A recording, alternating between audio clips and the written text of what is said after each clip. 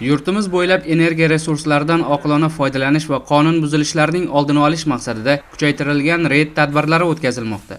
Ana shunday nazorat jarayonlaridan birida faoliyatini boshlaganiga hali hech qancha vaqt bo'lmagan yuridik shaxsga nisbatan yirik miqdorda jarima qo'llanilgan. Tadbirkor mazkur tushunmovchilikka yechim izlab, biznes ombudsmanining viloyatdagi vakiliga murojaat qildi.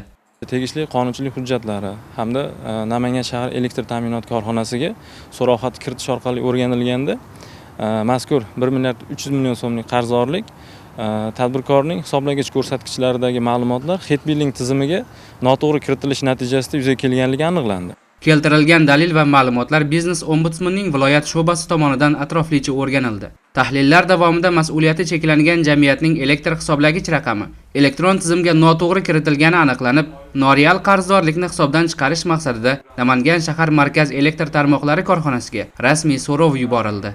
Iste'molchining qilgan murojaatini to'liq o'rganib, Xetbilling dasturidan texnik bo'lgan xatolik to'g'rilandi, qarzdorlik hisobdan chiqarildi, iste'molchi qayta tarmoqqa ulandi. Tadbirkor oddiy ish beruvchi emas, balki mamlakat iqtisodiyotini harakatlantiruvchi kuch. Shu bois uning huquq va manfaatlari qonun bilan kafolatlangan. Tadbirkorlik subyektlarini himoya qilish tizimi samarali ishlashi uchun har qanday qaror avvalo aniq huquqiy mezonlarga asoslanishi, tomonlarning belgilangan majburiyatlari esa o'z vaqtida va to'liq bajarilishi lozim.